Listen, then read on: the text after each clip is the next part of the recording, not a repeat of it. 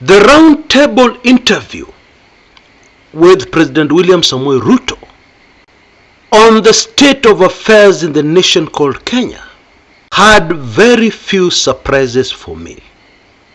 And it is nothing about being arrogant.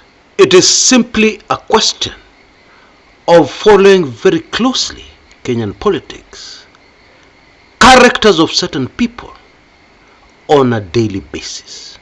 However, there was one surprise for me, and that is the interest it generated amongst Kenyans.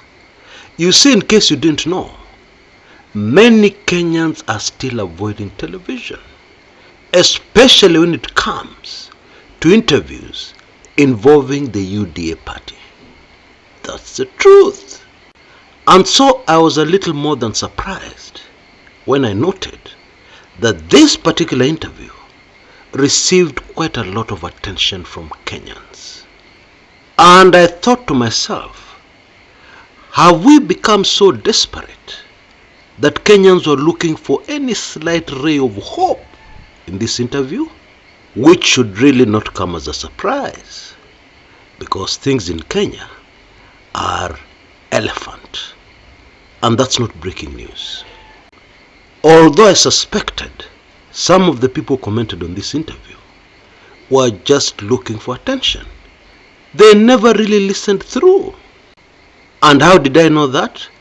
Because their comments clearly told me they did not listen through. Okay? Because what they were saying is not what happened. Like throwing barbs at the journalists who were there, who, in my opinion, were stars. They did an excellent job.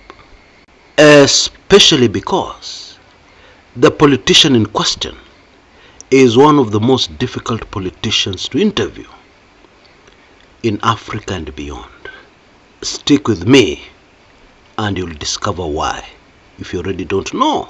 And I want to mention two names. Yeah, this is a little unfair, because all those journalists there knew what they were doing there. Oh, they made Kenyans proud. They did a sterling job. Well done, guys.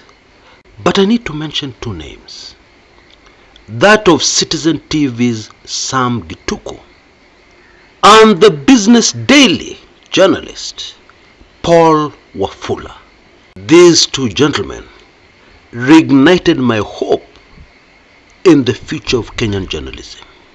You see, in my opinion as a journalist, you need to be able to read the body language and reactions of the person you interview, so that you know which questions to focus on.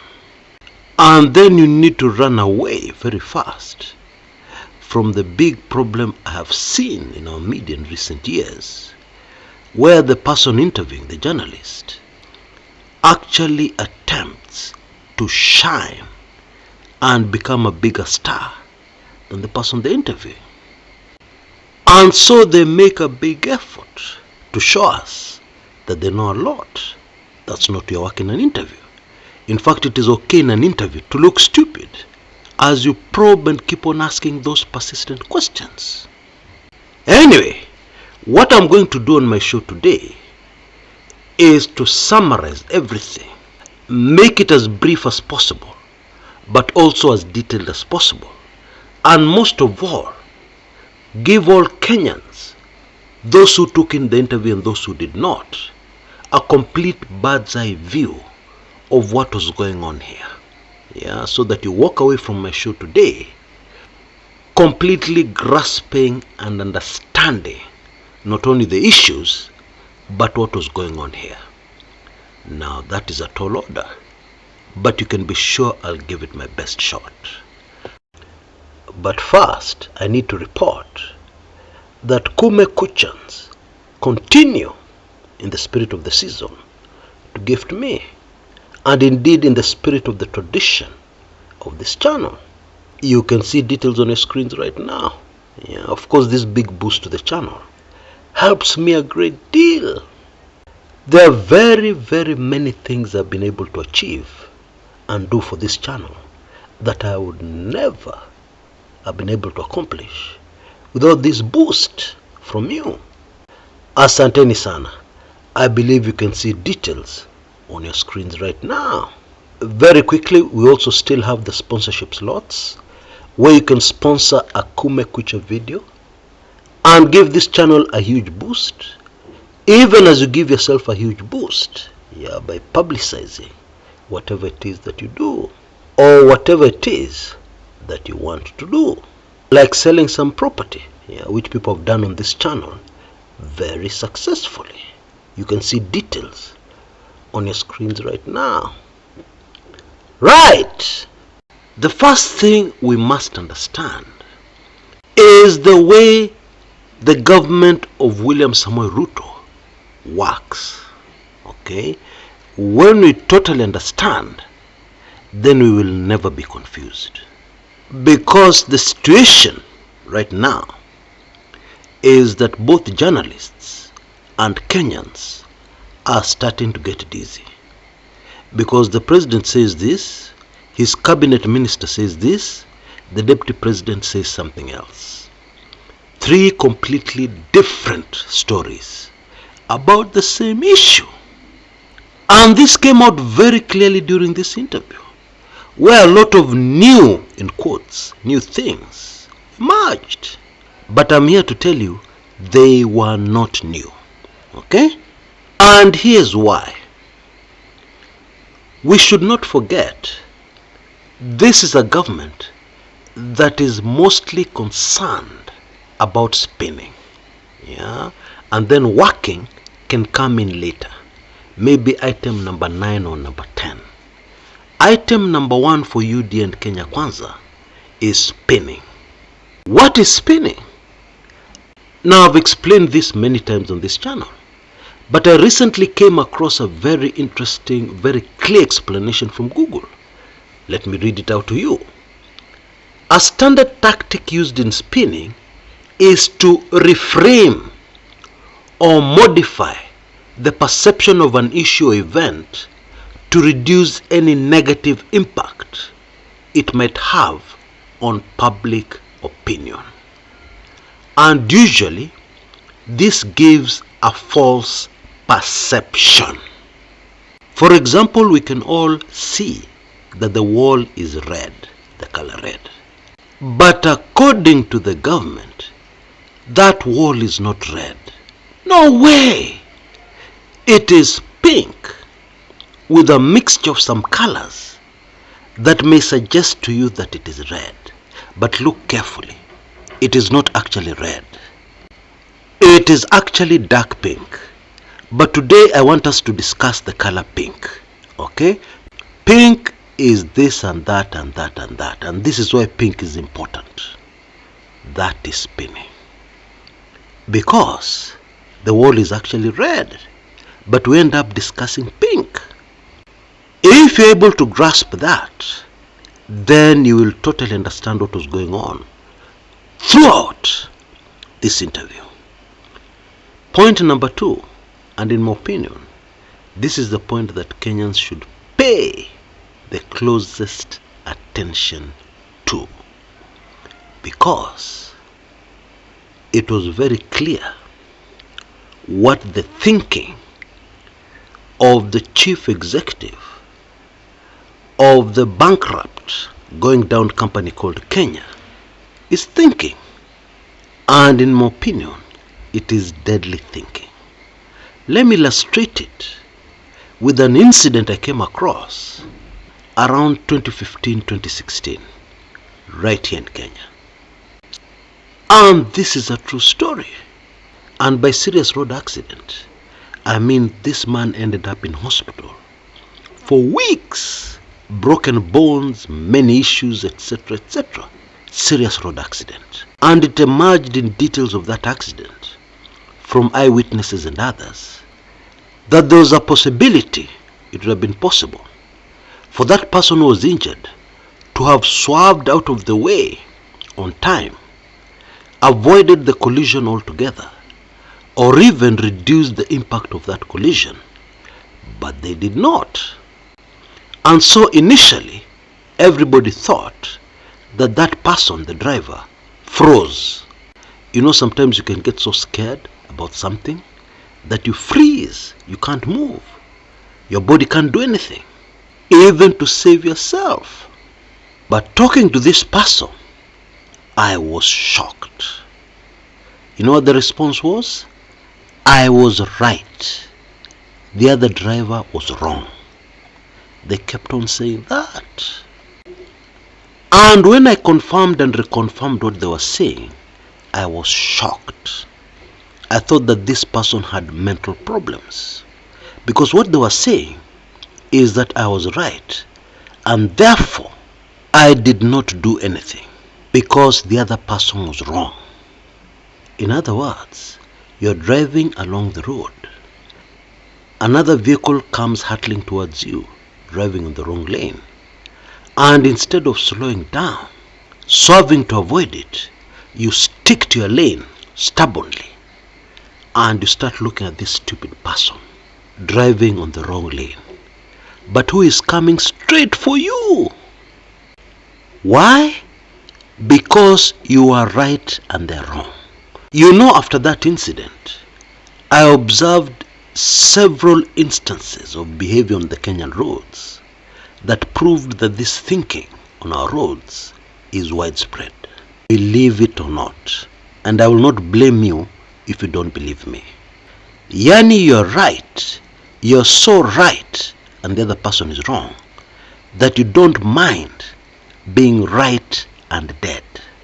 I can't explain it. I'm not a psychologist, but it's baffling. In other words, you find yourself in a potentially dangerous situation on the Kenyan roads, but you do nothing because you're right. You don't think of your safety. You think of how right you are and how wrong the other idiot is. Yeah. This thing must be a demon. Because self-preservation is something which is very strong in any human being. To date, I've never been able to explain this. But the clear message which came out of this interview is that the Ruto administration is right, whether you like it or not, and everybody else is wrong. And therefore, they'll keep on speeding ahead, while making very good use of their spin doctors to spin the red wall to be a pink wall. But they know they're right, and you cannot take them away from that. This administration is absolutely right that they will change Kenya. Kenya will become unrecognizable. Kenya will become another Singapore. They just need time. And super fascinating, the amount of time they need has changed gradually. From nikiweka Biblia chini to 3 years, and most recently it has changed to 10 years. At one point of this interview, Ruto compared himself to Kibaki and the time in Kenya in 2003, 2004, when Kibaki had just taken over government from Moi. And the narrative was factual. It is true that after Kibaki took over, Kenyans who had given Kibaki and the Rainbow Coalition a landslide win in the 2002 elections felt that they had made a mistake. They felt that the country was going in the wrong direction. They felt that they did not have any money in their pockets. They felt that times were hard. All that is true. However, Kibaki is not Ruto and can never be. And I'll give you a few reasons why. Point number one, unlike Moi Kibaki, Ruto was not popularly elected. Okay? Many of us believe he was not even elected at all. Point number two, Kibaki did not blame Moi for the mess he inherited from his predecessor. He didn't. He got down to work. He was not talking, he was working. His cabinet ministers were not blaming the previous administration. They were working. Something else, Kibaki was very experienced in handling the Kenyan economy. He had been finance minister for years. The current administration has got zero experience, but many quick fix ideas that so far have failed. And it is not surprising, because you don't run a country the way you run a matatu business. No! Long-term thinking is critical. Middle-term thinking is critical. Short-term thinking and prudent measures to ease things in the short term are also very important. The current administration has never seen that script. Another point, immediately Kibaki put the Bible down, he got very busy making an effort to put money in the pockets of Kenyans. Not taxing them, not taking away money from Kenyans. He got busy putting money in the pockets of Kenyans. How so? He went for interest rates. He bullied people, he persuaded people, he did everything to reduce interest rates in the country. What impact was this supposed to have? It was supposed to make it easier for Kenyans to borrow.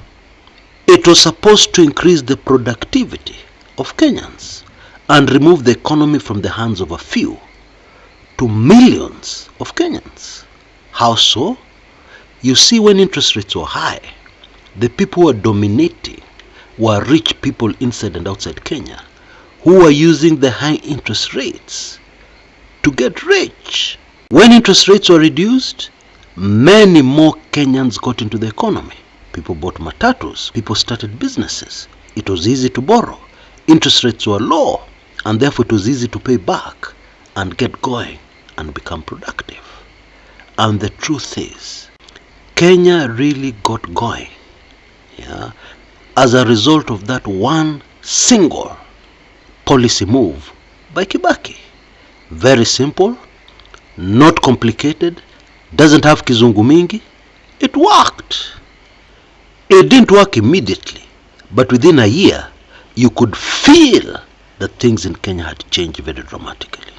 Within a year. Okay? The Ruto administration has now been in office for 15 months, and we can feel the collapse, the empty pockets of the wananchi, etc., etc. Bottom line, trying to compare Kibaki and Ruto is like trying to compare maize and beans and trying to convince us that they're the same cereal. No, they're very different. Now, this spinning manenos, in my opinion, came out very clearly in this particular interview. And I'll give you the perfect example. The journalists, quite rightly so, really pressed Ruto about this thing of the government-to-government deal and the impact it was supposed to have on the exchange rate of the Kenya shilling versus the dollar. And Ruto kept on saying that it was never the intention of this government to introduce the government-to-government deal in order to stabilize or strengthen the Kenya shilling. That was never the idea. Now, let's just look at the facts. The truth is, when the G2G deal was launched, we were told very clearly by Deputy President Rigathi Gachagua that the shilling was going to strengthen against the dollar. And it was very clear the reason why the government thought this would happen was the G2G deal. Ruto himself told us the same thing a few times. He even suggested that those who are holding dollars had better sell them quickly, because they were going to make losses shortly. He even gave us a figure. He told us that he saw the Kenya shilling strengthening to 120 Kenya shillings against $1 US. We all remember that. And I can go on and on and on. But I'm sure you have remembered. But now the story has changed. The story now has changed to something totally fictional. Fiction. Hadithi ya Abunwasi. The story is that when the UDA presidential candidate took over, people were lining up at petrol stations because there was lack of fuel. The story is that there was a shortage of US dollars in Kenya. importers could not find the dollar anywhere to import fuel. That is pure fiction. The truth is, towards the end of the Uhuru administration, there were instances where there was a shortage of fuel in the country, and the reason had nothing to do with the dollars. If you remember, the main issue was that the fuel importers were not getting reimbursed the subsidies on time, and therefore some of them were running out of working capital to keep the imports of fuel flowing into the country. It was as simple as that. Nothing to do with shortage of dollars. And this falsehood has been repeated again and again and again. And I fear, very shortly, many Kenyans may take it to be gospel truth. Because that's what happens when you repeat a lie so many times, or a falsehood. Spinning in action. Ruto also told us that the government has reduced tax on fuel. It has reduced several taxes on fuel. Now, the question is very simple. When you take 2 or 3 taxes, all of them single digit, 3%, 1%, 2%, and reduce those, but then you double one single tax from 8% to 16%, I'm talking about the VAT on fuel. At the end of the day, have you reduced the taxes on fuel or have you increased them? Spinning. That's what's going on here. Even as Kenyans suffer the consequences. Something else that came out clearly. This is still a government of excuses rather than a government of action. Okay? The government is spending so much time and effort looking for excuses, such that there's very little time to actually get down to work and do something productive that will change anything in the economy. But fortunately, this government has also noticed this excuse of Uhuru Kenyatta did this, the previous administration did this and that. They have noticed Kenyans are getting sick of that particular excuse. Very sick. For example, is it because of the Uhuru Kenyatta administration that Ruto was recently spotted wearing a designer belt worth a whopping 425,000 Kenya shillings at a time when we're being told this government is broke? Yeah, I guess that is because of Uhuru Kenyatta. Uhuru Kenyatta caused Ruto to buy a belt, forced him to buy a belt worth 425k. And let us not even talk about the expensive watches, sneakers, etc., etc. Lavish lifestyle of UDA leading lights in this government. Let's not even go there. It would seem that the government of President Uhuru Muigai Kenyatta made UDA leading lights so jealous, yeah, that they now want to show him that even them they can shine.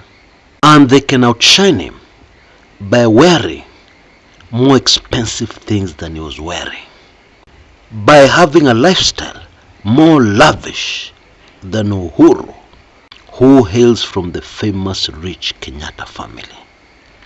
It seems that is what it is. Otherwise, tell me what it is.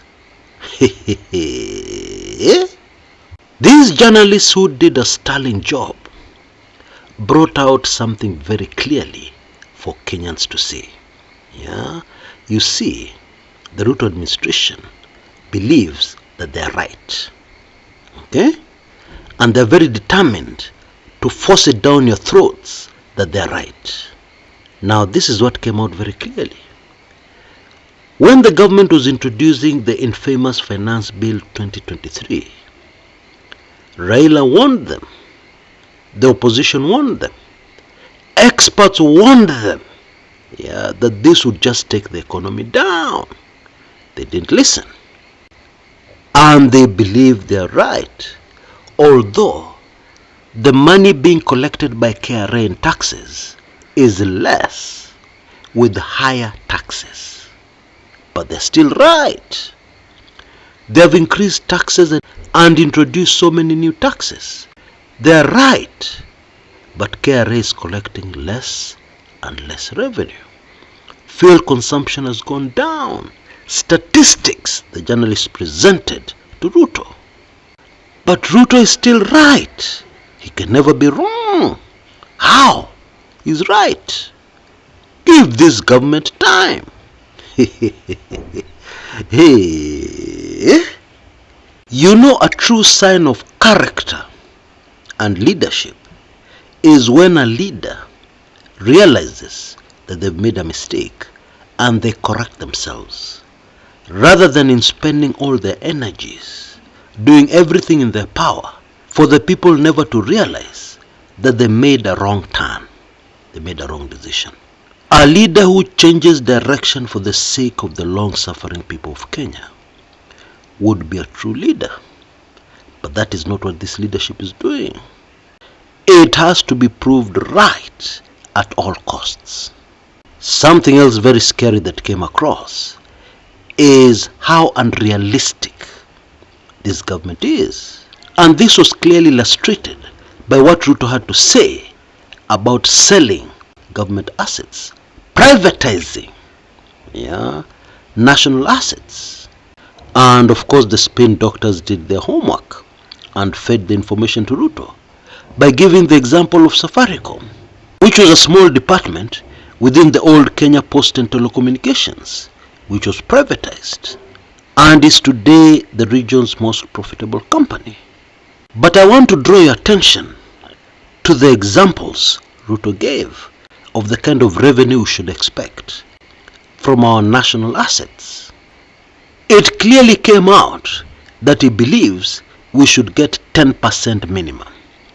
That means if something is valued at 30 billion, we should be raising 3 billion in revenue from that particular asset. Now hold on a minute.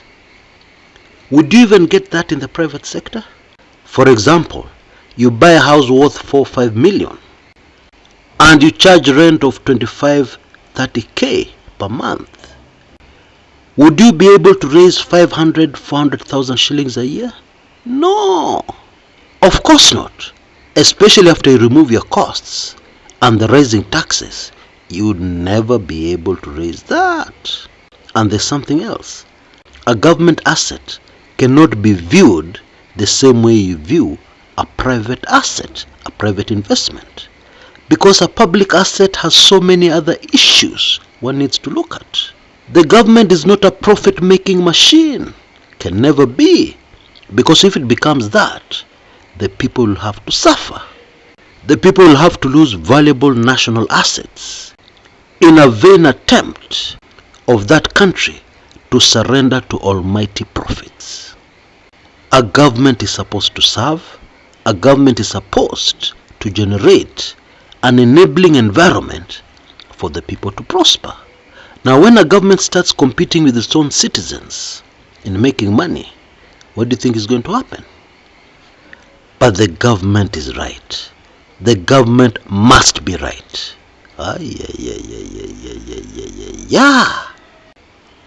Would I be wrong to conclude that based on this interview, it has been confirmed Kenya Kshs?